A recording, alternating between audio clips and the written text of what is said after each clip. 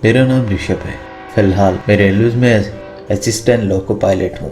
लेकिन एक दौर था जब मैं रेलवेज की तैयारी कर रहा था, जिसके लिए मुझे घर से दूर शहर में रहना पड़ता था अपने दोस्तों के साथ। कोचिंग क्लासेस, किताबें, रूम रेंट, ऐसे कई सारे खर्चे थे मेरे। पर अकेले पापा को मेरे इतने सारे खर्चों का बोझ उठा पाना थोड़ा मुश्किल हो रहा था। इसलिए मैंने सोचा क्यों ना मैं अपने लिए एक पार्ट टाइम जॉब ढूंढूं।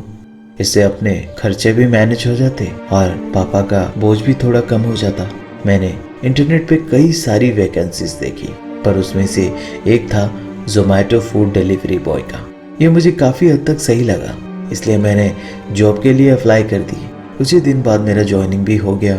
शाम 7 बजे से लेकर के रात 11 बजे तक काम पे जाना होता था मुझे। 3 ही दिन हुए थे काम करते हुए मुझे। उस दिन मेरा बर्थडे था। दोस्तों ने रात को एक छोटी सी पार्टी भी रखी हुई थी, इसलिए मैं जल्दी जल्दी लिए हुए ऑर्डर को डिलीवर करने लगा। तब रात के 10:30 बज रहे थे और मेरे पास एक आखिरी ऑर्डर था डिलीवर करने के लिए, जिसके बाद मैं घर चला जाता। मैं लास्ट ऑर्डर लेकर डिलीवर करने के लिए चल पड़ा। मुझे जहाँ ये ऑर्डर डिलीवर करनी थी वो जगह वहाँ से बस 2 किलोमीटर की दूरी पे थी। लेकिन ये 2 किलोमीटर का रास्ता पार करने में मुझे तकरीबन 1 घंटे लगे, क्योंकि वो रास्ता बहुत ही खराब था।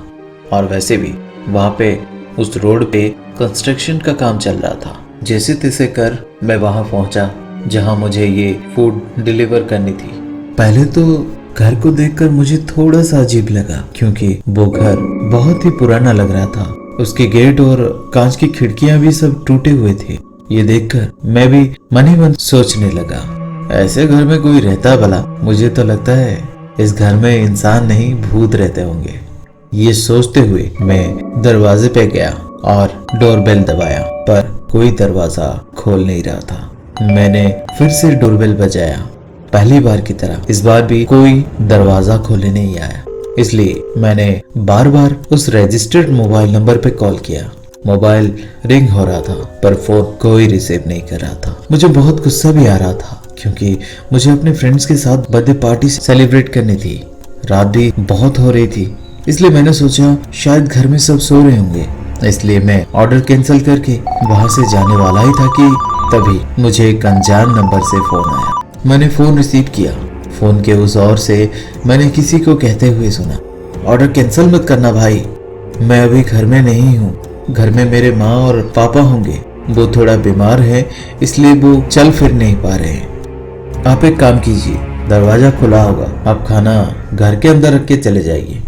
इतना कहने के बाद कॉल डिस्कनेक्ट हो गया और मैं भी खाना रखने के लिए डोर के पास गया। दरवाजा खोलने के लिए मैंने उसे हल्का सा धक्का दिया और एक आवाज के साथ दरवाजा खुला। सच बताऊं तो मुझे तब काफी डर भी लग रहा था, क्योंकि वो घर तो बहुत बड़ा था, पर कहीं कोई दिखाई नहीं दे रहा था। लाइट्स भी नहीं जल रही थी। फिर भी मुझे मेरा काम खत्म करना था। मैंने अपनी मोबाइल की टॉर्च लाइट ऑन की और घर के अंदर दाखिल हो गया। घर के अंदर जाते ही मुझे ऐसे लग रहा था कि जैसे कई सालों से ये घर बंद पड़ा हो। चारों तरफ धूल मिट्टी से भरा हुआ था और सामान सब इधर उधर बिखरा पड़ा था। फर्श पर धूल की एक मोटी परत जमी हुई थी। मैंने एक एक करके सारे रूम चेक कर लिए, पर उस आदमी के माँ बाप कहीं भी नहीं थे। मैं काफी परेशान भी हो चुका था, क्योंकि मुझे लेट हो रहा था।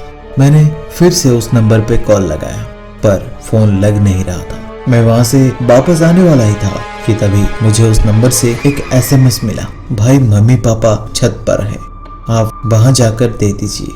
मैं भी छत पे गया। छत पे चढ़ते वक्त मुझे ऐसा लग रहा था जैसे कि कोई मेरे पीछे पीछे आ रहा हो। मैंने एक बार पीछे मुड़कर देखा, पर पीछे कोई नहीं था। आखिर मैं छत के ऊपर पहुंच गया। मैंने देखा वो बुजुर्ग दंपति वहीं पर बैठे थे। हेलो अंकल जी, ये रहा आपका ऑर्डर। पर वो मेरी सुन नहीं रहे थे। ऐसे एक बार नहीं, 3 बार मैंने यही बात दोहराई, फिर भी उन दोनों में से किसी ने मेरे तरफ नहीं देखा।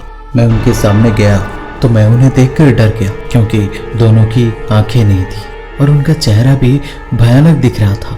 मैं खाना वहीं पर रखा और वहां से आने के लिए जैसे ही निकला, तब मुझे पीछे से किसी ने कहा, रुक जाओ, कहाँ जा रहे हो? ये सुनकर मैं थोड़ा घबरा गया मुझे समझ नहीं आ रहा था कि यहाँ आखिर हो क्या रहा है। और घबराते हुए जब मैंने पीछे मुड़कर देखा तो वो बूढ़े दंपत्ति वहाँ कहीं पर भी नहीं दिखे। ये देखकर मैं काफी घबरा गया और वहाँ से भागने लगा। भागते भागते मैं दरवाजे के पास पहुंचा तो मैंने देखा दरवाजा बंद था। मैंने उसे खोलने की काफी कोशिश की पर वो दरवाजा मुझसे खुल नहीं रहे थे। मेरी आंखों के सामने अंधेरा सा छाने लगा था। मुझे ये एहसास हो गया था कि मैं उस रात मरने वाला था। मुझे मौत का एहसास होने लगा। ये एहसास होते ही मैं फूट फूट के रोने लगा। वहां पर मैं मेरे दोस्तों को फोन करने लगा पर किसी ने भी मेरा फोन नहीं उठाया। फिर मैंने मेरे दोस्त संजय को एसएमएस किया पर उसका भी कोई रिप्लाई नहीं आया। मैंने देखा मेरे सामने वो बूढ़े दंपत्ति खड़े थे और वो जोर जोर से हंस रहे थे।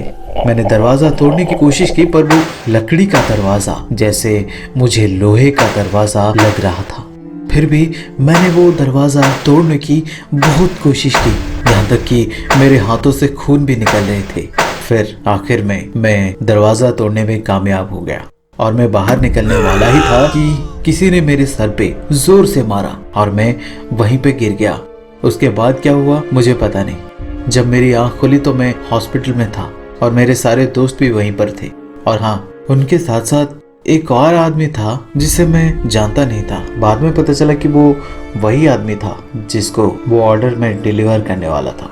मैं जिस घर में ऑर्डर डिलीवर करने गया था वो एक भूतिया बंगला था और लगभग 8 साल से वो घर बंद पड़ा था। पर एक बात मेरी समझ में नहीं आ रही थी, अगर वो बंगला भूतिया बंगला था तो इस आदमी ने मुझे ऑर्डर देने के लिए वहाँ क्यों भेजा। मैंने उससे इस बारे में पूछा तो उसने साफ साफ इनकार करते हुए कहा कि मेरे साथ उसके किसी तरह की बात नहीं हुई थी। उसने कहा कि जब वो मेरे नंबर पे कॉल कर रहा था मेरा नंबर आउट ऑफ नेटवर्क दिखा रहा था।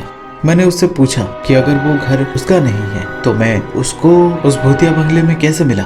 तभी उस आदमी ने बताया कि उसका घर भी उसी भूतिया बंगले के पास ही था। जब फोन नहीं लगा तो वो नेटवर्क की वजह से जब छत के ऊपर आया तब उसे इस भूतिया बंगले के छत के ऊपर मैं खड़ा हुआ दिखा। तो वो समझ गया कि मेरे साथ कोई अनहोनी होने वाला है। तब वो दौड़ के भूत बंगले के पास आया और वहाँ पे मेरी बाइक भी खड़ी थी और मैं दरवाजे के पास पड़ा था। मेरे दोस्त भी मुझे फोन कर रहे थे। तभी उस आदमी ने मुझे अस्पताल पहुंचाया। आज इस बात को 5 साल बीत चुके हैं और आज मैं 27 साल का हो चुका हूँ। पर आज तक मैं उस बर्थडे को ना ही कभी भूला हूँ ना ही भूल पाऊंगा।